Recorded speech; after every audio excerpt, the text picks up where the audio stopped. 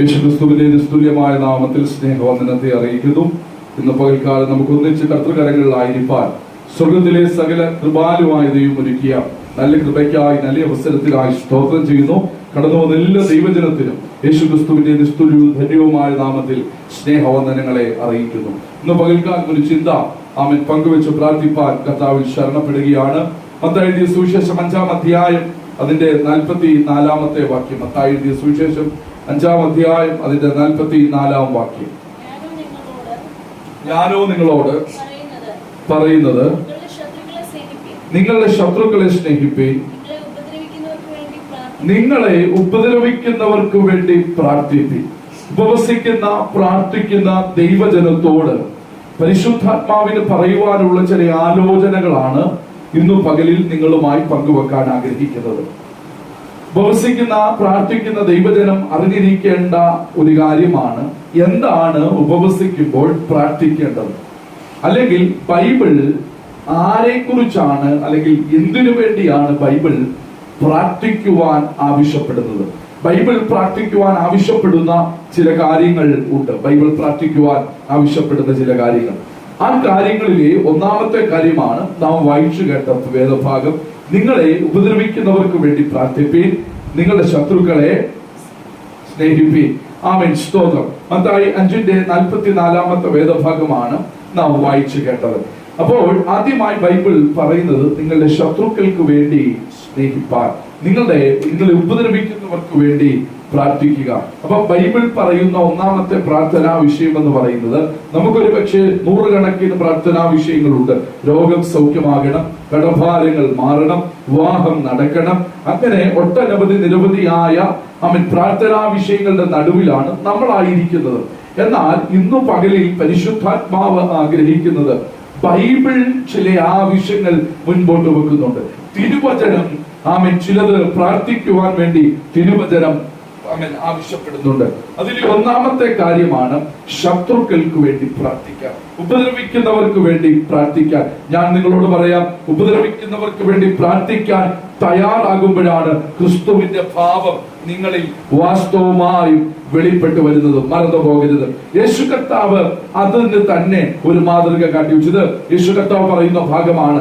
പ്രസംഗിക്കുക മാത്രമല്ല, പ്രസംഗത്തെ ജീവിതത്തിൽ അനുവർത്തിച്ചിരുന്ന ഒരേ ഒരാൾ യേശു ക്രിസ്തു മാത്രമാണ്.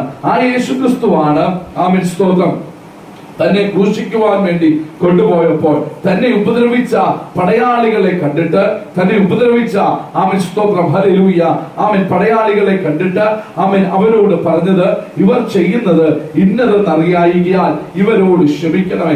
ഉപദ്രവങ്ങളും നീണ്ട പീഡനങ്ങളും ഏറ്റുവാങ്ങിയ യേശു ക്രിസ്തുവിന്റെ ശരീരത്തിൽ മുറിവുകൾ ധാരാളം ഉണ്ടായിട്ടും വേദനകൾ ഉണ്ടായിട്ടും യേശു ക്രിസ്തു ഒരിക്കൽ പോലും ആമേൻ, സ്തോത്രം, തിന്മയായൊരു പ്രാർത്ഥന പ്രാർത്ഥിച്ചില്ല, നന്മയായ ഒരു പ്രാർത്ഥന പ്രാർത്ഥിച്ചു. ബറാബാസിനെ വിട്ടുതരിക, യേശുവിനെ ക്രൂശിക്കുക എന്ന് ജനം ആർത്തിട്ട് ആമേൻ, സ്തോത്രം, ഹല്ലേലൂയ, ഞങ്ങൾക്ക് യേശുവിനെ വേണ്ട, ബറാബാസിനെ മതി എന്ന് ലോകം മുഴുവനും ആർത്തു ഘോഷിച്ചപ്പോഴും ആമേൻ, യേശുവിനെ പ്രാർത്ഥിക്കാനുള്ള ഏക പ്രാർത്ഥന ഇത്ര മാത്രം, ഇവർ ചെയ്യുന്നത് ഇന്നതെന്നറിയായികയാൽ ഇവരോട് ക്ഷമിക്കണം. കേട്ടോ, ഉപദ്രവിക്കുന്നവർക്ക് വേണ്ടി പ്രാർത്ഥിച്ച ഏക വ്യക്തി യേശു ക്രിസ്തു മാത്രമാണ്. തന്റെ ശിഷ്യന്മാരെ അത് പഠിപ്പിക്കുകയും ചെയ്തു. നിങ്ങളെ ഉപദ്രവിക്കുന്നവർക്ക് വേണ്ടി പ്രാർത്ഥിക്കുവിൻ. ഞാൻ നിങ്ങളോട് പറയാം, നിങ്ങൾ അനുഗ്രഹിക്കപ്പെടണമെങ്കിൽ ആദ്യത്തെ പദം നിങ്ങളെ ഉപദ്രവിക്കുന്നവർക്ക് വേണ്ടി പ്രാർത്ഥിക്കണം. നിങ്ങളെ ഉപദ്രവിക്കുന്നവർക്ക് വേണ്ടി പ്രാർത്ഥിക്കുമ്പോഴാണ് നിങ്ങൾ അനുഗ്രഹിക്കപ്പെടുന്നത്. ഉപദ്രവിക്കുന്നവരെ നോക്കി തിരിച്ച് അതിന്റെ ഡബിളായിട്ട് എങ്ങനെ ഉപദ്രവിക്കാം എന്നുള്ളതല്ല, മറിച്ച് ഉപദ്രവിക്കുന്നവരെ നോക്കി ശാപത്തിന്റെ വാക്കുകൾ പറയുകയോ ശാപപ്രാർത്ഥനകൾ പ്രാർത്ഥിക്കുകയോ ചെയ്യുന്നതല്ല, മറിച്ച് തിരുവചനം പറയുന്നത് ഉപദ്രവിക്കുന്നവർക്ക് വേണ്ടി പ്രാർത്ഥിപ്പേ, അവരും കൃപയിലേക്ക് വരുവാൻ പ്രാർത്ഥിപ്പേൻ, അവരും വിശ്വാസത്തിലേക്ക് വരുവാൻ പ്രാർത്ഥിപ്പേൻ, അവരും ദൈവസ്നേഹത്തിന്റെ ആഴങ്ങൾ അറിയുവാൻ പ്രാർത്ഥിപ്പേൻ. ഇന്ന് പകൽ പരിശുദ്ധാത്മാവ് ചിലരോട് ആലോചന പറയുക, നിങ്ങളെ ഉപദ്രവിക്കുന്നവരെ ശ്രമിക്കാതെ നിങ്ങളെ ഉപദ്രവിക്കുന്നവർക്ക് വേണ്ടി പ്രാർത്ഥിപ്പാൻ തയ്യാറാകുമ്പോഴായിരിക്കും നിങ്ങൾ ക്രിസ്തുവിന്റെ ഭാവമുള്ളവരായി തീരുന്നത്. നിങ്ങൾക്ക് ക്രിസ്തുവിന്റെ ഭാവം ധരിക്കുവാൻ ആമേൻ സാധിക്കുന്നത്. ലൂക്കോസിന്റെ സുവിശേഷം 23-ാം അധ്യായം അതിന്റെ 34-ാമത്തെ വാക്യം വേദഭാഗം ഒന്ന് വായിച്ച്. ഈ ലൂക്കോസിന്റെ സുവിശേഷം 23-ാം അധ്യായം അതിന്റെ 34-ാമത്തെ വാക്യം. എന്നാൽ യേശു പിതാവേ ഇവർ ചെയ്യുന്നത് ഇന്നതെന്നറിയായികയാൽ കണ്ടോ, യേശുക്രിസ്തു, ഞാനിപ്പോൾ പറഞ്ഞു നിർത്തിയതേ ഉള്ളൂ. യേശുക്രിസ്തു ഉപദേശിക്കുക മാത്രമല്ല, പഠിപ്പിക്കുക മാത്രമല്ല, അത് ജീവിതത്തിൽ യേശുക്രിസ്തു പറഞ്ഞ് തെളിയിക്കുകയാണ്. ഇവർ ചെയ്യുന്നത് ഇന്നതെന്നറിയായികയാൽ ഇവരോട് ക്ഷമിക്കണമേ. ഒരു മഹത്വം വെളിപ്പെടണമെങ്കിൽ ആ സ്തോത്രം ഒരു നീരസം ഉണ്ടായിട്ട് കാര്യമില്ല. ക്ഷമിക്കാത്ത അവസ്ഥകൾ ദൈവപ്രവൃത്തിയെ തടയും. ക്ഷമിക്കാത്ത അവസ്ഥകൾ ആ സ്തോത്രം കൃപാവര ജ്വലനത്തിന് തടസ്സമാണ്. ക്ഷമിക്കാത്ത അവസ്ഥകൾ ആത്മാവിൽ മുന്നേറുന്നതിന് തടസ്സമാണ്. ക്ഷമിക്കാത്ത അവസ്ഥകൾ അത് വലിയ ദുരന്തങ്ങളിലേക്ക് എത്തപ്പെടും. എന്നാൽ നീ ക്ഷമിക്കാൻ തയ്യാറായാൽ ഒരു മഹത്വം നിന്റെ മേൽ വെളിപ്പെടാൻ പോകുക.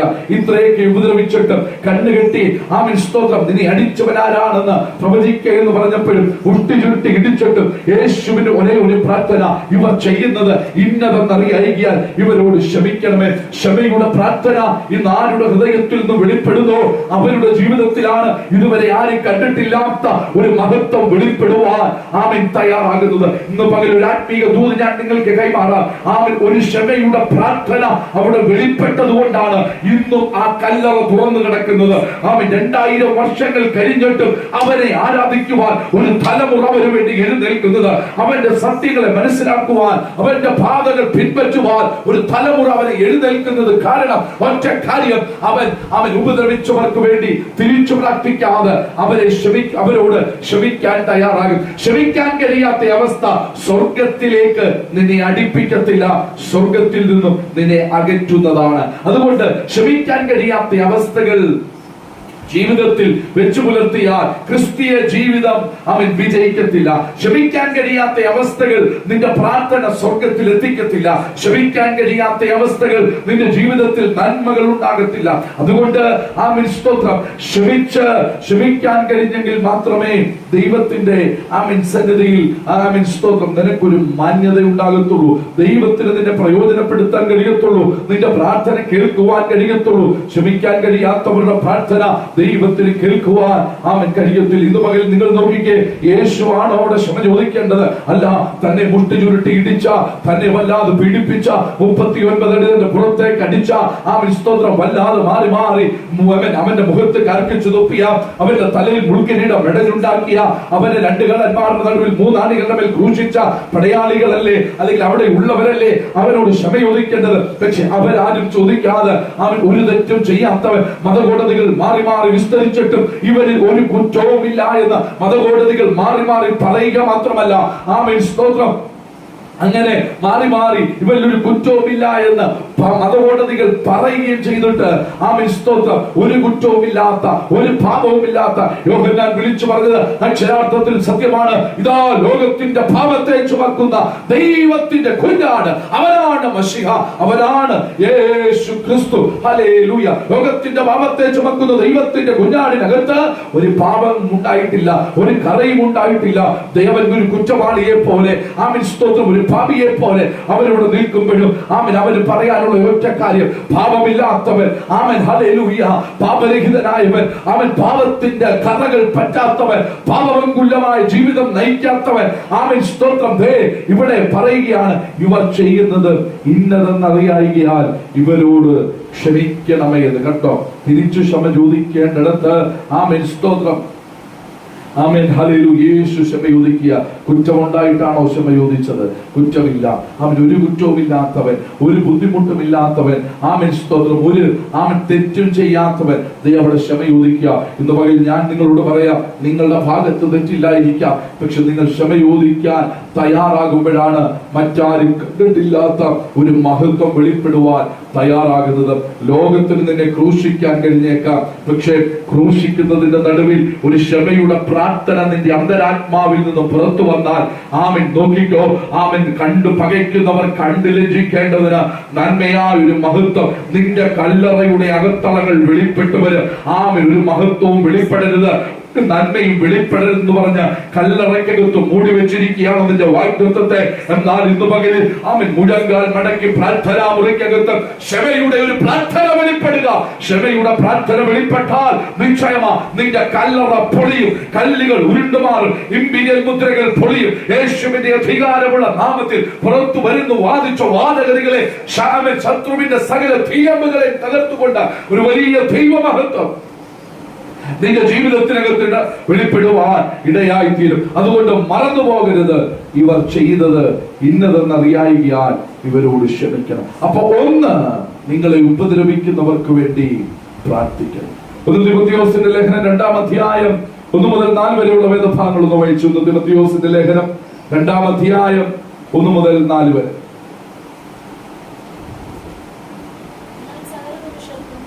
നിങ്ങൾ സകല മനുഷ്യർക്കും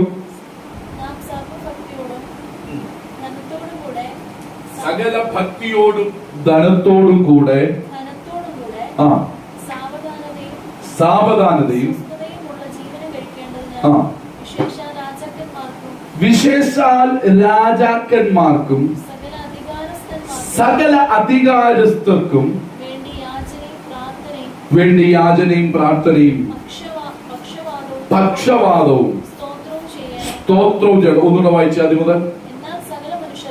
എന്നാൽ സകല മനുഷ്യർക്കും നാം സർവഭക്തിയോടും ധനത്തോടും കൂടി സാവധാനതയും സ്വസ്ഥതയുമുള്ള ജീവനം കഴിക്കേണ്ടതിന് വിശേഷാൽ രാജാക്കന്മാർക്കും സകല അധികാരസ്ഥന്മാർക്കും വേണ്ടി. കണ്ടോ, ഒന്ന്, ഉപദ്രവിക്കുന്നവർക്ക് വേണ്ടി പ്രാർത്ഥിക്കണം. നിങ്ങളുടെ വ്യക്തിപരമായ ജീവിതത്തിൽ നിങ്ങളുടെ ഉപവാസത്തിന്റെയും പ്രാർത്ഥനയുടെ നടുവിൽ പ്രാർത്ഥന വെളിപ്പെടേണ്ടത് വണ്ടി ഉണ്ടാകാനല്ല, വീടുണ്ടാകാനല്ല. നിങ്ങൾ ഉപവാസ പ്രാർത്ഥനയിൽ, നിങ്ങളുടെ വ്യക്തിപരമായ പ്രാർത്ഥനയിൽ പുറത്തേക്ക് വരേണ്ട പ്രാർത്ഥനാ വിഷയം ഒന്ന്, ഉപദ്രവിക്കുന്നവർക്ക് ഓർത്ത് പ്രാർത്ഥിക്കുവാൻ തയ്യാറാകണം. 2, നിങ്ങളെ ഭരിക്കുന്ന ഭരണാധികാരികൾക്കായി നിങ്ങൾ പ്രാർത്ഥിക്കുവാൻ തയ്യാറാകണം. നമ്മൾ അധിവസിക്കുന്ന ദേശത്തിനു വേണ്ടി, ദേശത്തെ ഭരിക്കുന്ന ഭരണാധികാരികൾക്കായി, സംസ്ഥാനത്തിനായി, സംസ്ഥാനത്തെ ഭരിക്കുന്ന സ്തോത്രം ഭരണാധികാരികൾക്കായി, തലസ്ഥാനത്തിനായി, തലസ്ഥാനത്തിൽ ഭരിക്കുന്ന ഭരണാധികാരികൾക്കായി നാം പ്രാർത്ഥിക്കേണ്ടത് അനിവാര്യമാണ്. രാജാക്കന്മാർക്ക് വേണ്ടി പ്രാർത്ഥിക്കണം.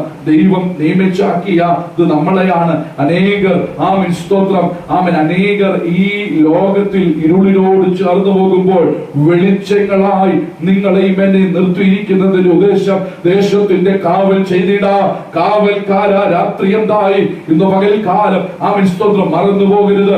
ദേശത്തിന്റെ വിളക്കുകളാണ് നിങ്ങൾ, ദേശത്തിന്റെ കാവൽക്കാരാണ് നിങ്ങൾ. അധികാരസ്ഥർക്ക് വേണ്ടി പ്രാർത്ഥിക്കേണ്ടത് അനിവാര്യം. നല്ല ജ്ഞാനം കൊടുക്കുവാൻ, സ്വർഗീയ ജ്ഞാനത്താൽ നിറയുവാൻ ശലോമോൻ ദൈവസന്നിധിയിൽ പ്രാർത്ഥിക്കുക. എന്താ ശലോമോനെ നിനക്ക് വേണ്ടത്? നീ രാജാവല്ലേ? ശലോമോന്റെ ഏക ഉത്തരം, എനിക്ക് വേണ്ടത് ധനവും മാനവും പുരാതന സമ്പത്തൊന്നുമല്ല, എനിക്ക് വേണ്ടത് ഈ ജനത്തെ ഭരിപ്പാനുള്ള ദൈവത്തിന്റെ ജ്ഞാനം. രാജാക്കന്മാർക്ക് വേണ്ടത് ജ്ഞാനമാണ്, അറിവാണ്. ജ്ഞാനം ജനത്തെ നന്മയുടെ പാതയിൽ നയിപ്പാനുള്ള ജനത്തെ പീഡിപ്പിക്കുന്നവരിൽ ജനത്തെ വിടുവിക്കുവാൻ വേണ്ടതായ നടപടികൾ എടുക്കുവാൻ വേണ്ടി നല്ല ബുദ്ധി, നല്ല ദൈവിക ജ്ഞാനം അധികാരസ്ഥർക്ക് മേൽ വെളിപ്പെട്ടു വരേണ്ടത് ദൈവസന്നിധിയിൽ പ്രാർത്ഥിക്കേണ്ടത് അനിവാര്യമാണ്. അവർ സ്തോത്രം ജോലി ചെയ്യുമ്പോൾ, അവർ അവരുടെ സേവനങ്ങൾ ചെയ്തെടുക്കുമ്പോൾ ഒരു പറ്റം ദൈവമക്കൾ അവർക്ക് വേണ്ടി പ്രാർത്ഥിക്കണം. അവരുടെ അധ്വാനം അനുഗ്രഹമായി തീരുവാൻ, അവർ രാജ്യത്തിന് പ്രയോജനപ്പെടുവാൻ ഇന്ന് പകലിൽ മറന്നു പോകരുത്. ഉപദ്രവിക്കുന്നവർക്ക് വേണ്ടി പ്രാർത്ഥിക്കണമെന്ന് പറഞ്ഞ നിന്നില്ല. അടുത്ത പദം നിങ്ങളെ ഭരിക്കുന്ന ഭരണകർത്താക്കൾക്ക് വേണ്ടി പ്രാർത്ഥിപ്പീൻ. ഇന്ന് പകൽ പരിശുദ്ധാത്മാവ് ആഗ്രഹിക്കുക, നിങ്ങളെ ഭരിക്കുന്ന ഭരണകർത്താക്കൾക്ക് വേണ്ടി പ്രാർത്ഥിപ്പീൻ, ഉദ്യോഗസ്ഥർക്ക് വേണ്ടി പ്രാർത്ഥിപ്പീൻ. ഇന്ന് പകലിൽ അങ്ങനെ ഒരു പ്രാർത്ഥന അതിന്റെ പ്രാർത്ഥനാ മുറിക്കകത്ത് നിന്ന് വെളിപ്പെട്ടാൽ സ്തോത്രം ഹല്ലേലൂയ, ഭരണാധികാരികളോട് ദൈവം ഇടപെടും. നമ്മുടെ ദേശം വിടുവിക്കപ്പെടും, നമ്മുടെ രാജ്യം അനുഗ്രഹിക്കപ്പെടും. അങ്ങനെ ഒരു പ്രാർത്ഥന ഹല്ലേലൂയ നിങ്ങളുടെ അധരങ്ങളിൽ നിന്നും പുറത്തു വരട്ടെ. ഇതൊരു മനുഷ്യൻ പറഞ്ഞുണ്ടാക്കിയതല്ല, ഒരു മനുഷ്യൻ പറഞ്ഞു ജയിപ്പിക്കുന്നതല്ല. വിശുദ്ധ വേദപുസ്തകം നമ്മോട് ചെയ്യാൻ ആഗ്രഹിക്കുന്ന കാര്യമാണ്, നമ്മോട് ചെയ്യാൻ പറയുന്ന കാര്യമാണ്. അധികാരസ്ഥർക്ക് വേണ്ടി, ഭരണാധികാരികൾക്കായി ഇന്ന് പകൽ പ്രാർത്ഥിക്കേണ്ടത് അനിവാര്യമാണ്.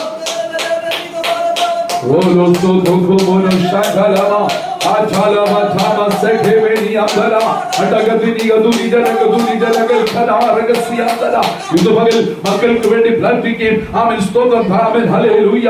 വീട് വെക്കാനും വണ്ടി വാങ്ങിക്കാനും വേണ്ടി പ്രാർത്ഥിക്കുന്നതിന്റെ പ്രാർത്ഥന നിർത്തുക. ഇന്ന് പകൽ നീ പ്രാർത്ഥിക്കുക. ആർക്ക് വേണ്ടി പ്രാർത്ഥിക്കണം? ഉപദ്രവിക്കുന്നവർക്ക് വേണ്ടി പ്രാർത്ഥിക്കണം, ഭരണാധികാരികൾക്ക് വേണ്ടി പ്രാർത്ഥിക്കണം. തെളിവുണ്ടോ? ഉണ്ട്.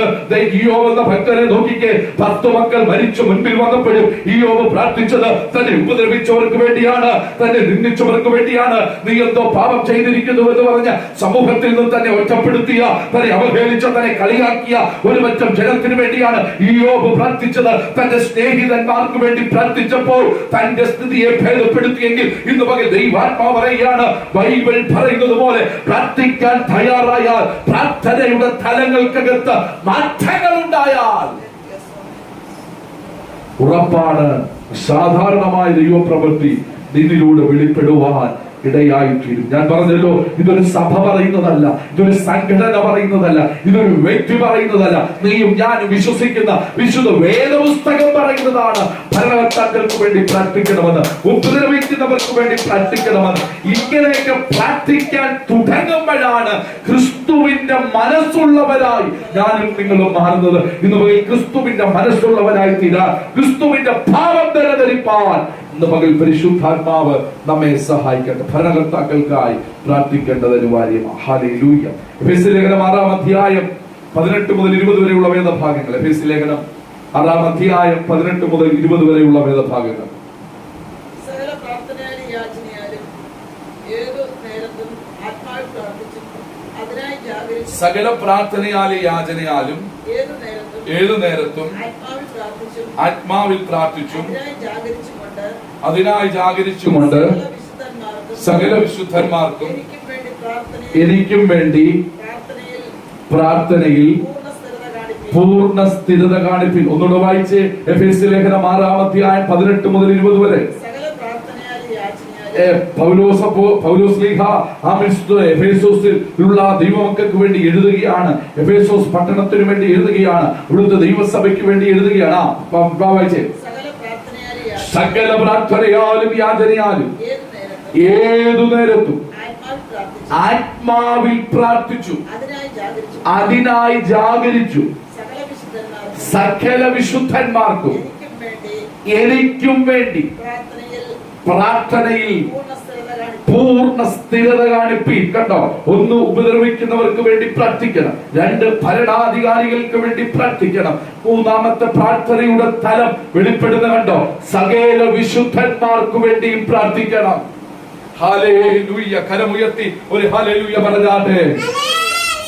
അപ്പം ഉപദ്രവിക്കുന്നവർക്ക് വേണ്ടി മാത്രം പ്രാർത്ഥിച്ചു നിർത്തരുത്. അവൻ ഭരണകർത്താക്കൾക്ക് വേണ്ടി മാത്രം പ്രാർത്ഥിച്ചു നിർത്തരുത്. സകല വിശുദ്ധന്മാർക്ക് വേണ്ടിയും പ്രാർത്ഥിക്കണം. സഭാ സംഘടന വ്യത്യാസമില്ലാതെ സകല കർത്തൃവേലയിലായിരിക്കുന്ന സകല ദൈവഭക്തന്മാർക്ക് വേണ്ടിയും പ്രാർത്ഥിക്കണം. വാളെടുത്തവർക്കൊക്കെ വേണ്ടി പ്രാർത്ഥിക്കണം. വചനം കയ്യിലുള്ളവർക്ക് വേണ്ടിയെല്ലാം പ്രാർത്ഥിക്കണം. എന്തിനാണെന്നറിയാമോ? എന്തിനാ ഭരണകർത്താക്കൾക്ക് വേണ്ടി പ്രാർത്ഥിക്കുന്നത്? നല്ല ജ്ഞാനം കൊടുക്കാൻ, നല്ല ബുദ്ധി കൊടുക്കാൻ, ദേശത്തെ ഭരിപ്പാൻ, ജനത്തെ ഭരിപ്പാനൊക്കെയാണ്. ഇതുപോലെ അവൻ സ്തോത്രം ദൈവസഭയെ ഭരിപ്പാൻ, ദൈവജനത്തെ ഭരിപ്പാൻ, അവൻ വേലകൾ വിശാലമാകുവാൻ, അവൻ സ്തോത്രം വിശുദ്ധന്മാരെ ഓർത്ത്, ആമേൻ, ദൈവത്തിന്റെ അഭിഷക്തന്മാരെ ഓർത്ത് പ്രാർത്ഥിക്കേണ്ടത് അനിവാര്യമാണ്. പോർക്കളത്തിൽ അവർ പട്ടുപോകരുത്. അവർ ഉറപ്പോടെ നിൽക്കണം. അനേകം ആത്മാക്കൾക്ക് വേണ്ടി കണക്ക് ബോധിപ്പിക്കേണ്ടവരാണ് അവർ ദൈവസന്നിധിയിൽ. അനേകം ആത്മാക്കൾക്ക് വേണ്ടി അവർ കണക്ക് ദൈവസന്നിധിയിൽ ബോധിപ്പിക്കേണ്ടവരാകിയാൽ നിങ്ങൾ വിശുദ്ധന്മാർക്ക് വേണ്ടി പ്രാർത്ഥിക്കണം. അവരുടെ ഓട്ടം നിന്നു പോകാതെ, അവരുടെ ഓട്ടം സ്ഥിരതയോടെ ഓടിത്തീർപ്പാനുള്ള ദൈവത്തിന്റെ കൃപ അവരുടെ കൈകൾക്ക്, അവരുടെ കാലുകൾക്ക്, അവരുടെ അധരങ്ങൾക്ക്, അവരുടെ ബുദ്ധിമണ്ഡലങ്ങളുടെ മേൽ സ്വർഗം പകരപ്പെടുവാൻ, അസാധാരണമായ വെളിപ്പാടിന്റെ ശക്തിയാൽ നിറയപ്പെടുവാൻ, കാലം മാറി വരുമ്പോൾ വെളിപ്പാടിനാൽ ദൈവം ജനത്തെ നിറപ്പാൻ, അഭിഷക്തന്മാരെ നിറപ്പാൻ, അവരുടെ സൂക്ഷ ശക്തിയോടെ ശോഭിപ്പാൻ, അനേക പട്ടണങ്ങളെ പിടിച്ചെടുപ്പാൻ അവർക്ക് വേണ്ടി പ്രാർത്ഥിക്കേണ്ടത് അനിവാര്യമാണ്. ഈ കാലയളവിൽ ദൈവദാസന്മാർ ദൈവമക്കൾക്ക് വേണ്ടി പ്രാർത്ഥിക്കുന്നത് കുറഞ്ഞു, ദൈവമക്കൾ ദൈവദാസന്മാർക്ക് വേണ്ടി പ്രാർത്ഥിക്കുന്നത് കുറഞ്ഞു. എല്ലാവരും സെൽഫിഷ് ആയിട്ടുള്ളൊരു കാലയളവിൽ ജീവിക്കും. സ്വാർത്ഥന്മാരായി തീരുന്ന ഒരു കാലയളവിൽ ഞാനും എൻ്റെ കുടുംബവും മാത്രം, ഞാനും എൻ്റെ സഭയും മാത്രം, ഞാനും എൻ്റെ ദൈവദാസനും മാത്രം. അങ്ങനെയല്ല, എല്ലാ വിശുദ്ധന്മാർക്കും വേണ്ടി, സകല വിശുദ്ധന്മാർക്ക് വേണ്ടി പ്രാർത്ഥിപ്പാനെന്ന വചനം പറയും. നിങ്ങളുടെ വിശുദ്ധന്മാർക്ക് വേണ്ടി മാത്രമല്ല, സകല വിശുദ്ധന്മാർക്ക്. അതുകൊണ്ടാണ് ഞാൻ പ്രാരംഭത്തിൽ പറഞ്ഞ കർത്താവിന്റെ തിരുവചനം ഉയർത്തിപ്പിടിച്ച സകല വ്യക്തികൾക്ക് വേണ്ടി പ്രാർത്ഥിക്കണം. ദൈവവചനത്തെ പ്രസംഗിക്കുന്ന സകല വ്യക്തികൾക്ക് വേണ്ടി പ്രാർത്ഥിക്കണം. അത് പാസ്റ്റർ ആയിക്കോട്ടെ, സുവിശേഷകനായിക്കോട്ടെ, സ്തോത്രം ഉപദേശി ആയിക്കോട്ടെ, ആരുമായിക്കോട്ടെ, ഏത് സഭയിൽപ്പെട്ട ആളായിക്കോട്ടെ, ഏത് സംഘടനയിൽപ്പെട്ട ആളായിക്കോട്ടെ, ദൈവവചനം പ്രസംഗിക്കുന്നെങ്കിൽ അവർക്ക് വേണ്ടി പ്രാർത്ഥിക്കേണ്ടത് അനിവാര്യമാണ്. അവരെ ബലത്തോടെ നിർത്തുവാൻ, അവരിലൂടെ ദൈവം ചെയ്തെടുക്കുന്ന ശുശ്രൂഷകൾ അവൻ ഭംഗിയായി ചെയ്തെടുപ്പാൻ, ദൈവം അവർക്ക് കൃപ കൊടുക്കുവാൻ, അവരുടെ ആവശ്യങ്ങളുടെ ദൈവാത്മാവ് പരിവർത്തിക്കുവാൻ അവർക്ക് വേണ്ടി പ്രാർത്ഥിക്കേണ്ടത് അനിവാര്യമാണ്. മത്തായി എഴുതിയ സുവിശേഷം 5-ാം അധ്യായം 37-38 വാക്യങ്ങളൊന്ന് വായിച്ച്. മത്തായി എഴുതിയ സുവിശേഷം 9-ാം അധ്യായം 37-38.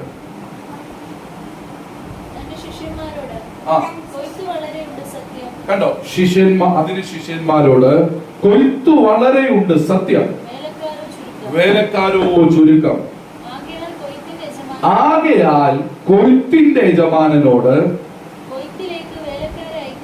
കൊയ്ത്തിലേക്ക് ശ്രദ്ധിച്ചു കേൾക്കണം, ആകയാൽ കൊയ്ത്തിന്റെ യജമാനനോട് കൊയ്ത്തിലേക്ക് വേലക്കാരെ അയക്കേണ്ടതിന് യാചിപ്പീൻ എന്ന് പറഞ്ഞു. മറ്റൊരു ഭാഗമുണ്ട്, ലൂക്കോസ് 10:2. അവിടെയും ഇതേ പദം തന്നെയാണ് ആവർത്തിച്ച് സുവിശേഷകന്മാർ കൈമാറുന്നത്. ലൂക്കോസ് 10:2. സ്തോത്രം.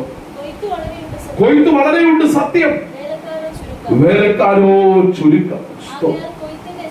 ആകയാൽ കൊയ്ത്തിന്റെ യജമാനനോട് തന്റെ കൊയ്ത്തിന് വേലക്കാരെ അയക്കേണ്ടതിനാണ്. ഓ സ്തോത്രം.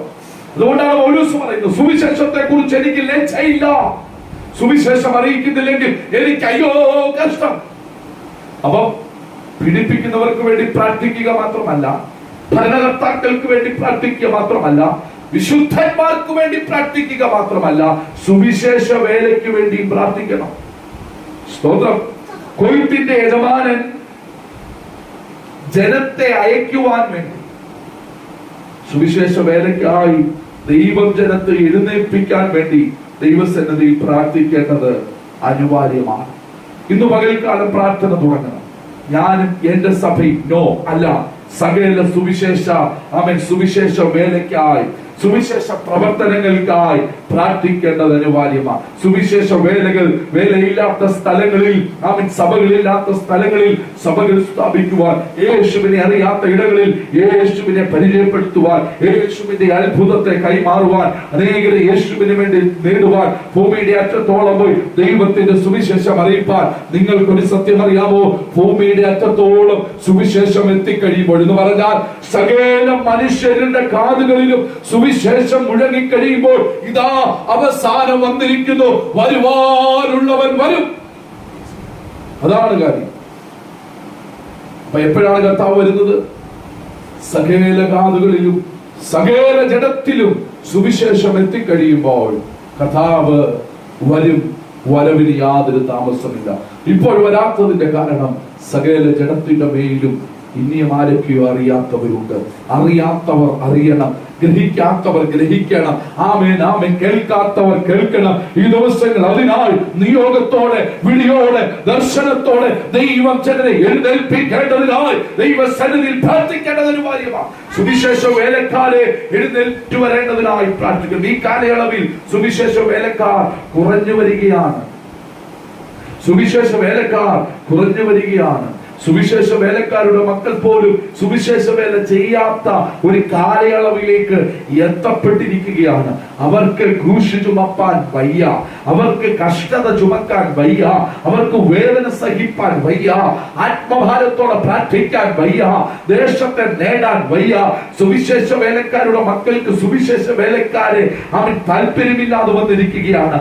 അവർക്ക് സുവിശേഷ വേല താല്പര്യമില്ലാതെ അങ്ങനെ ഒരു കാലയളവിൽ നാം അധിവസിക്കുമ്പോൾ ഈ പ്രാർത്ഥന എത്രയോ വലുതാണ്. കൊയ്ത്ത് വളരെയുണ്ട്. ഇന്ന് പകലിൽ ദൈവജനത്തോട് പരിശുദ്ധാത്മാവ് ദൈവസഭയോട് കൈമാറുകയാണ്. അതേ, കൊയ്ത്ത് ഒരുപാടുണ്ട്, കൊയ്ത്ത് വളരെയുണ്ട്.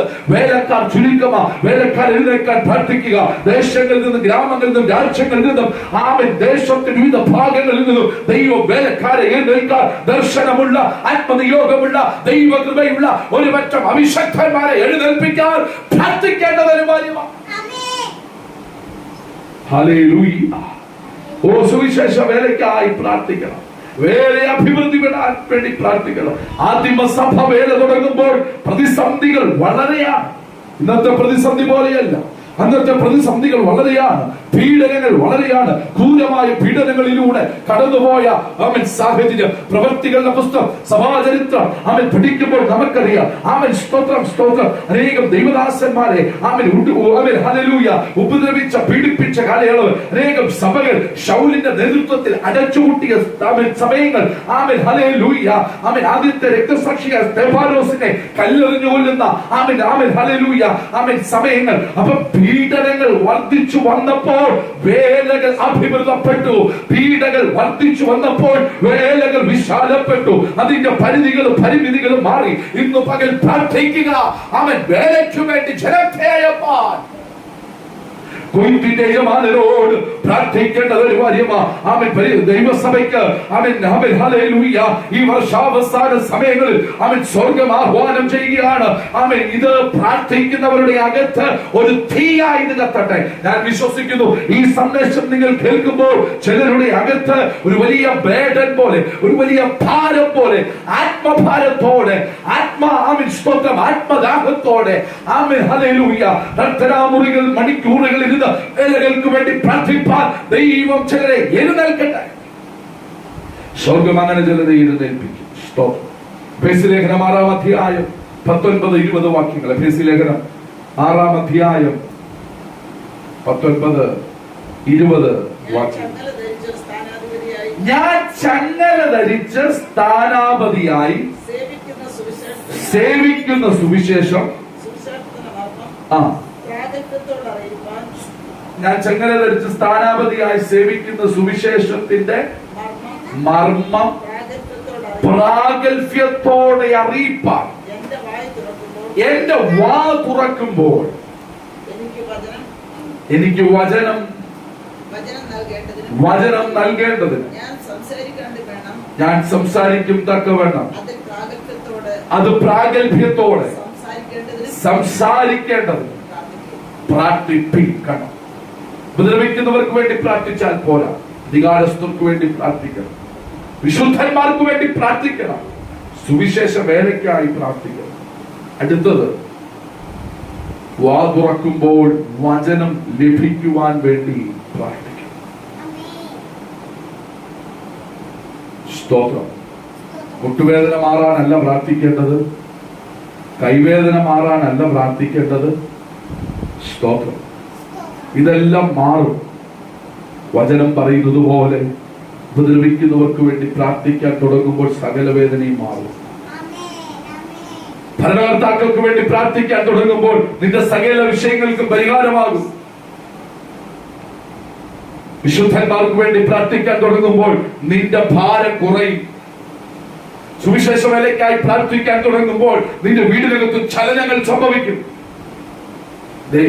സുവിശേഷം പറയുന്നവർ അവർ എഴുന്നേറ്റ് നിൽക്കുമ്പോൾ അവരുടെ ആദരങ്ങളിൽ വചനം ലഭിക്കേണ്ടതിന് നിങ്ങൾ പ്രാർത്ഥിച്ചാൽ നിശ്ചയമായിട്ടും അസാധാരണമായ നന്മകൾ നിങ്ങളുടെ ജീവിതത്തിനകത്ത് പരിണമിപ്പാൻ ഇടയുണ്ട്. അതുകൊണ്ട് പരിശുദ്ധാത്മാവ് ആഹ്വാനം ചെയ്യുകയാണ്. ആമേൻ, ഹല്ലേലൂയ, ആമേൻ. വചനം സംസാരിക്കുവാൻ വിശുദ്ധന്മാർ എഴുന്നേറ്റ് നിൽക്കുമ്പോൾ, ദൈവദാസന്മാർ എഴുന്നേറ്റ് നിൽക്കുമ്പോൾ അവർക്ക് വചനം ലഭിക്കുവാൻ വേണ്ടി പ്രാർത്ഥിക്കേണ്ടത് അനിവാര്യമാണ്.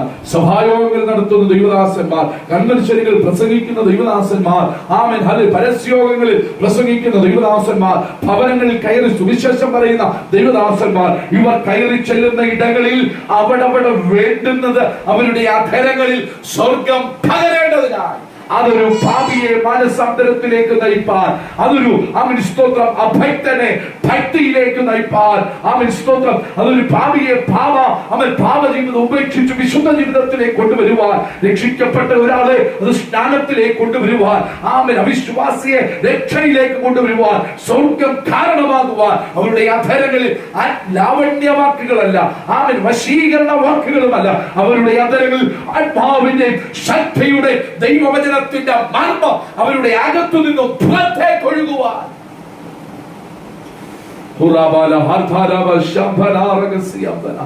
അങ്ങനെ ആ മർമ്മം അവരുടെ അധരങ്ങളിൽ നിന്നും പുറത്തേക്ക് ഒഴുകപ്പെടുമ്പോൾ സാധാരണമായ ദൈവപ്രവൃത്തികൾ അവരുടെ ജീവിതത്തിൽ വെളിപ്പെടുവാൻ ഇടയാകും. അനേകരെ ക്രിസ്തുവിന് വേണ്ടി നേടുവാൻ പരിശുദ്ധാത്മാവ് അവരെ സഹായിക്കും. അതുകൊണ്ട് നിങ്ങൾ പ്രാർത്ഥിക്കേണ്ടത് അനിവാര്യമാ. നിങ്ങൾ പ്രാർത്ഥിക്കണം. ശുദ്ധന്മാർ എഴുന്നേറ്റ് നിൽക്കുമ്പോൾ, ദൈവദാസന്മാർ എഴുന്നേറ്റ് നിൽക്കുമ്പോൾ, ഏത് വേദിയാണെങ്കിലും പരസ്യയോഗമാണെങ്കിലും ഭവനങ്ങളിലുള്ള സന്ദർശനമാണെങ്കിലും ഏതാണെങ്കിലും അവിടെ പറയുവാൻ തക്കതായ ദൈവവചനം അവരുടെ അധരങ്ങളിൽ കൊടുക്കണം. പരിശുദ്ധാത്മാവ് തന്നെ നാവായി അവിടെ പ്രയോജനപ്പെടുത്തണം. പാപിയുടെ പാപത്തെ വെളിപ്പെടുത്തണം. ദൈവശക്തിയോടെ വ്യാപരിക്കണം. ദൈവദാസന്മാരുടെ അധരങ്ങളുടെ ദൈവശക്തി വ്യാപരിക്കുവാൻ നിങ്ങൾ പ്രാർത്ഥിക്കേണ്ടത് അനിവാര്യമാണ്.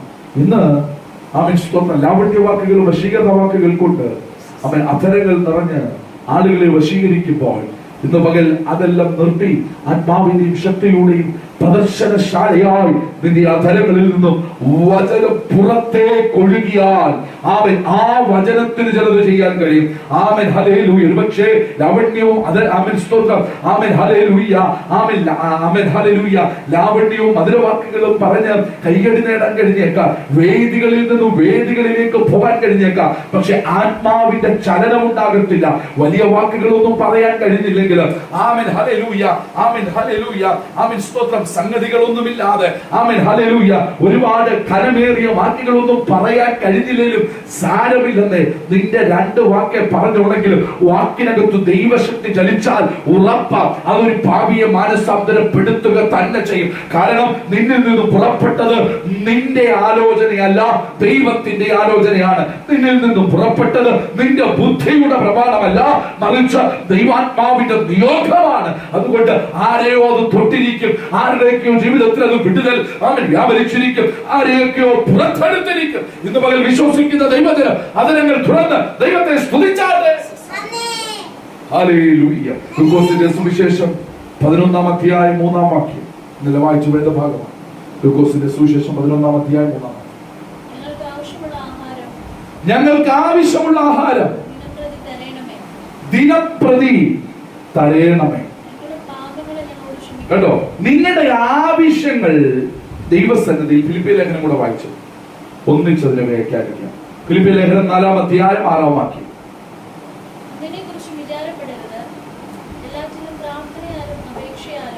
ബൈബിൾ പറയുക, ഒന്നിനെ കുറിച്ചും വിചാരപ്പെടരുത്. 100 കൂട്ടം കാര്യങ്ങളും 100 കൂട്ടം ചിന്തകളും ഉണ്ടായിരിക്കും. നാളെ എങ്ങനെ കഴിയുമെന്ന് ചിന്തിച്ചേക്കാം, എങ്ങനെ നാളത്തെ ലോൺ അടയ്ക്കും, ഫീസ് അടയ്ക്കുമെന്നൊക്കെ ചിന്തിച്ചേക്കാം. പക്ഷെ ബൈബിൾ പറയുക, ഒന്നിനെ കുറിച്ച് നീ വിചാരപ്പെടണ്ട. കാരണം നിന്നെ കുറിച്ച് വിചാരപ്പെടുന്ന ഒരു ദൈവം സ്വർഗത്തിലുള്ളത് കൊണ്ട് നീ ഒന്നിനെ കുറിച്ചും വിചാരപ്പെടണ്ട. അടുത്ത പദം എല്ലാറ്റിലും പ്രാർത്ഥനയാലും അപേക്ഷയാലും എന്ന് പറഞ്ഞാൽ അതിന്റെ അർത്ഥം പ്രാർത്ഥനയാലും അപേക്ഷയാലും പരിഹരിക്കപ്പെടാത്ത ഒരു കാര്യവുമില്ല. അതുകൊണ്ട് നിങ്ങൾ ഒന്നിനെ കുറിച്ചും ചിന്താകുലരാകണ്ട, നിങ്ങൾ ഒന്നിനെ കുറിച്ച് ആകുലപ്പെടേണ്ട, നിങ്ങൾ ഒന്നിനെ കുറിച്ചും സംശയിക്കേണ്ട, നിങ്ങൾ ഒന്നിനെ കുറിച്ചും ഭാരപ്പെടേണ്ട. നാളെ എന്ന ദിവസം നിങ്ങൾക്കുള്ളതല്ല, നാളെ എന്നുള്ള ദിവസം യേശുവിനുള്ളതാകിയാൽ അവൻ നിങ്ങളെ പുലർത്തിക്കൊള്ളും, അവൻ നിങ്ങളെ വഴി നടത്തിക്കൊള്ളും. നിങ്ങൾ അതിൽ ആമേൻ ഹല്ലേലൂയ ടെൻഷൻ അടിച്ച് ഭാരപ്പെട്ടിരിക്കേണ്ട. ആ സമയം പ്രാർത്ഥനാ മുറിയിൽ പോയി സകല ഭാരങ്ങളും പരിഹരിപ്പാൻ കരുത്തുള്ള കർത്തൃകരങ്ങളിലേക്ക് കൊടുത്താൽ നാളെ ഒരു അത്ഭുതം നീ കാണും. നിന്റെ വിഷയത്തിനകത്ത് മണിക്കൂറുകൾക്കകത്ത് വെളിപ്പെടേണ്ട മറുപടികൾ സെക്കൻഡുകൾക്കകത്ത് നിന്റെ ജീവിതത്തിനകത്ത് വെളിപ്പെടാൻ ദൈവം സഹായിക്കും. വായിച്ചേ, എല്ലാറ്റിലും, ഏത് ഭാരത്തിലും, ഏത് പ്രയാസത്തിലും, എല്ലാറ്റിനും പ്രാർത്ഥനയാലും അപേക്ഷയാലും നിങ്ങളുടെ ആവശ്യങ്ങൾ സ്തോത്രത്തോടുകൂടി ദൈവത്തോട് അറിയിക്കുകയത്രേ വേണ്ടത്. ദൈവജനമേ, നിങ്ങളുടെ ആവശ്യങ്ങൾ സ്തോത്രത്തോടെ കർത്താവിന്റെ കരങ്ങളിലേക്ക് സമർപ്പിക്കും. ലൂക്കോസിന്റെ സുവിശേഷത്തിൽ നാം വായിച്ചത് യേശു കർത്താവിന്റെ സ്ത്രീഹന്മാരെ പ്രാർത്ഥന പഠിപ്പിക്കുന്ന ഒരു ഭാഗമാണ്. സ്ത്രീഹന്മാരെ പ്രാർത്ഥന പഠിപ്പിക്കുമ്പോൾ അവർ വന്നു പറഞ്ഞു, യേശുവേ, യോഹന്നാൻ തന്റെ ശിഷ്യന്മാരെ പ്രാർത്ഥന പഠിപ്പിക്കുന്നു, ഞങ്ങളെയും പ്രാർത്ഥിക്കാൻ പഠിപ്പിക്കണമേ, ഞങ്ങളെയും പ്രാർത്ഥിക്കാൻ പഠിപ്പിക്കണമേ എന്ന് സ്ത്രീഹന്മാർ പറഞ്ഞപ്പോൾ യേശു തന്റെ സ്ത്രീഹന്മാരെ സ്തോത്രം പ്രാർത്ഥന പഠിപ്പിച്ച പ്രാർത്ഥന സ്വർഗസ്ഥനായ ഞങ്ങളുടെ പിതാവേ എന്ന് പറഞ്ഞു തുടങ്ങുന്ന പ്രാർത്ഥന. ആ പ്രാർത്ഥനയ്ക്കകത്തെ ഒരു ഭാഗമാണ് ലൂക്കോസ് 11:3. ആമേൻ. ലൂക്കോസ് 11:3 വായിച്ചേ. ഹല്ലേലൂയ. ലൂക്കോസ് 11:3. ഇന്നേക്കുള്ള ആഹാരം ഞങ്ങൾക്ക് ആവശ്യമുള്ള ആഹാരം ദിനം പ്രതി തരണമേ. ആമേൻ, ആമേൻ, ആമേൻ. സ്തോത്രം. ഞങ്ങൾക്ക് ആവശ്യമുള്ള ആഹാരം. അന്ന് സ്ലീഹന്മാർ അത് പ്രാർത്ഥിച്ചതിനകത്ത് അത് യാഥാർത്ഥ്യത്തോടുള്ള പ്രാർത്ഥനയാണ്, അത് 100% ഉറപ്പുള്ള പ്രാർത്ഥനയാണ്. പക്ഷെ ഇന്നത് പ്രാർത്ഥിക്കാൻ ആർക്കും യോഗ്യതയില്ല. കാരണം എന്താണെന്നറിയാമോ? 3, 4, 5 തലമുറയ്ക്ക് ഉണ്ടാക്കി ഇട്ടേച്ച് അക്കൗണ്ടുകളൊക്കെ 4, 5 അക്കൗണ്ടുകളൊക്കെ ഫുള്ളാക്കി ഇട്ടേച്ച് 4, 5 വീടുകൾക്കകത്ത്, തലമാരികൾക്കകത്ത്, ലോക്കറുകൾക്കകത്ത് എല്ലാം സേഫായി ഭദ്രമായി വെച്ചിട്ടാണ് രാത്രിയിൽ കുടുംബ പ്രാർത്ഥനയിൽ ഇരിക്കുമ്പോൾ അന്നു വേണ്ടുന്ന ആഹാരം ഞങ്ങൾക്ക് തരണമേ എന്ന് പ്രാർത്ഥിക്കുന്നത്. ഈ പ്രാർത്ഥന കൊണ്ട് അർത്ഥമില്ല, ഈ പ്രാർത്ഥന അവിടെ എടുക്കത്തില്ല. ആമീൻ. ധനവാൻ ദൈവരാജ്യത്തിൽ കയറുന്നത് അല്പം പ്രയാസം. അതുകൊണ്ട് ഉള്ളത് സാധുക്കൾക്ക് കൊടുക്കുക, ഉള്ളത് അർഹതപ്പെട്ടവർക്ക് കൊടുക്കുക. സ്തോത്രം. അതവിടെ നിൽക്കട്ടെ. അതുകൊണ്ട് ആ പ്രാർത്ഥനയ്ക്കകത്ത് കാര്യമില്ല 3 തലമുറയ്ക്ക് 4 തലമുറകൾക്ക് ഉണ്ടാക്കിയിട്ടേച്ച് അന്നുള്ള ആഹാരം ഞങ്ങൾക്ക് തരണമേ എന്ന് പറഞ്ഞാൽ നിന്റെ പ്രാർത്ഥന നിന്റെ വീടിനകത്ത് 4 മൂലയ്ക്കകത്ത് അവൻ കൂടിയിരിക്കുന്നവർ മാത്രം കേൾക്കത്തേ ഉള്ളൂ. ദൈവത്തിന്റെ സന്നിധിയിലേക്ക് എത്തത്തില്ല. ദൈവത്തിന്റെ സന്നിധിയിലേക്ക് എത്തണമെങ്കിൽ നിന്റെ മനസ്സൊന്ന് തകരട്ടെ, നിന്റെ ഹൃദയം ഒന്ന് ഉറയട്ടെ. മനസ്സ് തകർന്നവരെ അവൻ ആശ്വസിപ്പിക്കും. അവൻ ഹൃദയം തകർന്നവർക്ക് അവൻ സമീപസ്ഥനാണ്. മനസ്സ് തകർന്നവരെ അവൻ ആശ്വസിപ്പിക്കുന്ന ദൈവമാണ്. അവൻ ഹൃദയത്തിന്റെ മുറിവുകളെ വെച്ച് കെട്ടുന്ന ദൈവമാണ്, വ്രണപ്പെടുത്തുന്ന ദൈവമല്ല, വെച്ച് കെട്ടുന്ന ദൈവമാണ്. ഇന്ന് പകൽ ചിലരോട് ദൈവാത്മാവ് ഇടപെടുകയാണ്. അവൻ ചിലരുടെ ജീവിതത്തിലെ മുറിവുകൾ പലരും അലങ്കോലപ്പെടുത്തിയപ്പോൾ, വികൃതമാക്കിയപ്പോൾ ഇന്ന് പകലിൽ ആമേൻ മുറിവേറ്റവരോടുള്ള ദൂത്, ദൈവം നിന്റെ മുറിവിനെ വെച്ച് കെട്ടി അതിനെ കരിയിക്കുന്ന ദൈവമാണ്. വ്രണപ്പെടുത്തുന്നവനല്ല ദൈവം, കരിയിക്കുന്നവനാണ്, സൗഖ്യമാക്കുന്നവനാണ്, ഉണക്കുന്നവനാണ് ദൈവം. അപ്പം നിങ്ങളുടെ ആവശ്യങ്ങൾ സ്തോത്രത്തോടെ ദൈവസന്നിധിയിൽ സമർപ്പിക്കണം. ആവശ്യങ്ങൾക്കായി ദൈവസന്നിധിയിൽ പ്രാർത്ഥിക്കുന്നു. ജോബിന്റെ പുസ്തകം 42-ാം അധ്യായം 10-ാം വാക്യം. അപ്പം ശത്രുവിന് വേണ്ടി പ്രാർത്ഥിക്കണം, ഉപദ്രവിക്കുന്നവർക്ക് വേണ്ടി പ്രാർത്ഥിക്കണം, ഭരണകർത്താക്കൾക്ക് വേണ്ടി പ്രാർത്ഥിക്കണം, സകല വിശുദ്ധന്മാർക്ക് വേണ്ടി പ്രാർത്ഥിക്കണം, സുവിശേഷ വേലയ്ക്കായി പ്രാർത്ഥിക്കണം. വചനം പ്രഘോഷിക്കാൻ നിൽക്കുന്ന ആമേൻ പ്രഘോഷകന്റെ നാവിന്മേൽ ദൈവത്തിന്റെ വചനം സഫലമായി ലഭിക്കേണ്ടതിന് പ്രാർത്ഥിക്കണം. നിങ്ങളുടെ ആവശ്യങ്ങൾ സ്തോത്രത്തോടെ കർത്താവിന്റെ സന്നിധിയിലേക്ക് സമർപ്പിക്കണം. അത് യേശു കാണിച്ചെന്ന മറന്നുകയാണ്. യേശു തന്റെ ശിഷ്യന്മാരെ പ്രാർത്ഥന പഠിപ്പിക്കുമ്പോൾ ശിഷ്യന്മാർക്ക് ആവശ്യമുള്ളത് അതാണ്. അന്നുള്ള ആഹാരം അത് അവരുടെ ആവശ്യമാണ്, അതവരുടെ നീടാണ്. അവരുടെ ആവശ്യത്തെ ദൈവസന്നിധിയിൽ സ്തോത്രത്തോടെ കൈമാറാൻ തയ്യാറായി. സ്തോത്രം. യോബിന്റെ പുസ്തകം 42-ാം അധ്യായം 10-ാം വാക്യം. യോബ് തന്റെ സ്നേഹിതന്മാർക്ക് വേണ്ടി പ്രാർത്ഥിച്ചു. കേട്ടോ, യഹോവ അവന്റെ സ്ഥിതിക്ക് ഭേദപ്പെടുത്തി. ആരാ യോബിന്റെ സ്നേഹിതൻ? 10 മക്കൾ ഉണ്ടായപ്പോ, കാശുണ്ടായപ്പോ, ഒട്ടകങ്ങൾ ഉണ്ടായപ്പോ, ആടുമാടുകൾ ഉണ്ടായപ്പോ, മൃഗസമ്പത്ത് ഉണ്ടായപ്പോൾ എല്ലാവരും സ്നേഹിതന്മാരായിരുന്നു. എല്ലാവരും സ്നേഹിതന്മാരായിരുന്നു.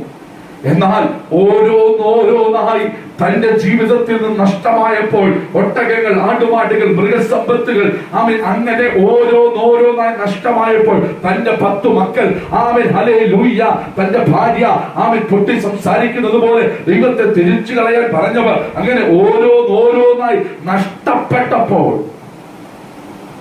സ്നേഹിതന്മാരുടെ രീതികൾ മാറി. ഏത് സ്നേഹിതന്മാർക്ക് വേണ്ടി അയ്യോ പ്രാർത്ഥിച്ചത്? തന്നെ വെറുത്ത സ്നേഹിതന്മാർക്ക് വേണ്ടി, തന്നെ ഒറ്റപ്പെടുത്തിയ സ്നേഹിതന്മാർക്ക് വേണ്ടി, പ്രതിസന്ധികളുടെ നടുവിൽ നിന്റെ കുറ്റമാണെന്ന് പറഞ്ഞ സ്നേഹിതന്മാർക്ക് വേണ്ടി, നീ എന്തോ പാപം ചെയ്തിട്ടുണ്ട് മനസ്സാന്തരപ്പെടണം എന്ന് പറഞ്ഞ സ്നേഹിതന്മാർക്ക് വേണ്ടി, തന്നോട് അവൻ മോശമായി പെരുമാറിയ എല്ലാ സ്നേഹിതന്മാർക്ക് വേണ്ടി, ഒരു പദം കൂടെ കയറി പറഞ്ഞ തന്നെ വെറുത്ത സ്നേഹിതന്മാർക്ക് വേണ്ടി, അങ്ങനെ ഏതെങ്കിലും സ്നേഹിതന്മാരുണ്ടെങ്കിൽ അവർക്ക് വേണ്ടി പ്രാർത്ഥിക്കാൻ തുടങ്ങുക. നീ ചില അത്ഭുതങ്ങളെ കാണും. ആമേൻ. ക്രിസ്തുവിന്റെ ഭാവം ധരിച്ചവന്, ക്രിസ്തുവിന്റെ സ്നേഹം അകത്ത് വസിച്ചവന് മാത്രമേ അങ്ങനെ പ്രാർത്ഥിക്കുവാൻ സാധിക്കുകയുള്ളൂ. അല്ലാതെ ആർക്കും അങ്ങനെ പ്രാർത്ഥിക്കുവാൻ കഴിയത്തില്ല. നിന്നെ വെറുത്ത, ആമേൻ, നിന്നെ തള്ളിക്കളഞ്ഞ, 10 പേരുടെ മുമ്പിൽ നിന്നെ അപമാനിച്ച ആ ഒരു സ്നേഹിതനില്ലേ? ഇന്നലകളിൽ സമ്പത്തുണ്ടായപ്പോൾ അവൻ നിന്റെ സ്നേഹിതനായിരുന്നു. ആടുമാടുകളും ഒട്ടകങ്ങളും ഉണ്ടായിരുന്നപ്പോൾ അവൻ നിന്റെ വിശ്വസ്തനായിരുന്നു. സകലതും ഉണ്ടായപ്പോൾ അവൻ നിന്റെ കൂട്ടാളിയായിരുന്നു. പക്ഷേ എല്ലാം ഓരോന്നോരോന്ന് നഷ്ടപ്പെട്ടപ്പോൾ കൂട്ടാളി അകന്നു മാറി, വിശ്വസ്തന്മാർ വഴിമാറി, അവൻ കൂടെ നടന്നവർ വഴിമാറി, തോളിൽ കൈയിട്ട് നടന്നവർ വിട്ടുപോയി. കൂടെ നടക്കാനും കൂടെ സഞ്ചരിപ്പാനും ആമേൻ ഹല്ലേലൂയ ചോദിക്കാതെ തന്നെ ആളുകൾ ഉണ്ടായിരുന്നു. ഞാൻ വരാമെന്ന് പറഞ്ഞു.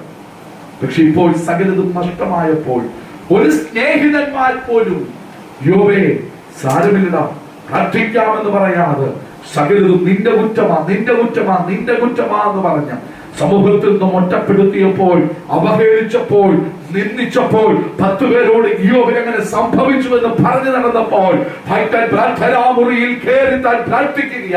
ആർക്കു വേണ്ടി? തന്നെ വെറുത്ത സ്നേഹിതന്മാർക്ക് വേണ്ടി, ആമേൻ, തന്നെ നിന്ദിച്ച സ്നേഹിതന്മാർക്ക് വേണ്ടി, തന്നെ കളിയാക്കിയ സ്നേഹിതന്മാർക്ക് വേണ്ടി. അങ്ങനെ ഒരു പ്രാർത്ഥന സഹോദര സഹോദരി നിന്റെ പ്രാർത്ഥനാമുറിക്കകത്തു നിന്നും ഇന്നു പകൽ വെളിപ്പെടട്ടെ. അപ്പോഴാണ് യഥാർത്ഥത്തിൽ നീ ഒരു ക്രിസ്തു മനുഷ്യനാകുന്നത്. അപ്പോഴാണ് നീ ഒരു ദൈവഭക്തനായി തീരുന്നത്. ഒരു വാക്യം കൂടെ വായിച്ചു നിർത്താം. മത്തായി സുവിശേഷം 26-ാം അധ്യായം 41-ാം വാക്യം. സ്തോത്രം. പരീക്ഷയിൽ അകപ്പെടാതെ ഇരിപ്പാൻ ഉണർന്നിരുന്ന് പ്രാർത്ഥിപ്പീൻ. കണ്ടോ, പരീക്ഷയിൽ അകപ്പെടാതിരിക്കണമെങ്കിൽ പ്രാർത്ഥന ആവശ്യമാണ്. സ്നാനത്തിനു ശേഷം യേശു കർത്താവ് ആത്മാവ് തന്നെ നയിക്കുന്നത് പോലെ മരുഭൂമിയിലേക്ക് പോയി 40 പകലും 40 രാവും അവിടെ ഉപവസിച്ച് പ്രാർത്ഥിച്ചു. എന്നാൽ 40 പകലും 40 രാവും അവിടെ ഉപവസിച്ച് പ്രാർത്ഥിച്ചപ്പോൾ ആ ഉപവാസത്തിന്റെ പ്രാർത്ഥനയെ നടുവിൽ പിശാചാവിൽ തന്നെ പരീക്ഷിക്കുവാൻ വന്നു. പിശാചിനെ കൈബലം കൊണ്ടല്ല ജയിച്ചത്, പിശാചിനെ അധരബലം കൊണ്ടുമല്ല ജയിച്ചത്, പിശാചിനെ സമ്പത്ത് കൊണ്ടല്ല ജയിച്ചത്, പിശാചിനെ സ്തോത്രം മറ്റൊന്നും കൊണ്ടുമല്ല ജയിച്ചത്. പിശാചിനെ ജയിച്ചത് വചനം കൊണ്ടാണ്. ബുദ്ധി കൊണ്ട് പിശാചിനെ ജയിക്കാൻ കഴിയത്തില്ല, സമ്പത്ത് കൊണ്ട് പിശാചിനെ ജയിക്കാൻ കഴിയത്തില്ല, കൈബലം കൊണ്ടും ആൾക്കരുത്തുകൊണ്ടും ആമേൻ അധികാരങ്ങൾ കൊണ്ടും പിശാചിനെ ജയിപ്പാൻ കഴിയത്തില്ല. പിശാചിനെ ജയിപ്പാൻ കഴിയുന്ന ഏക വചനം, ഏക കാര്യം ദൈവ വചനമാണ്.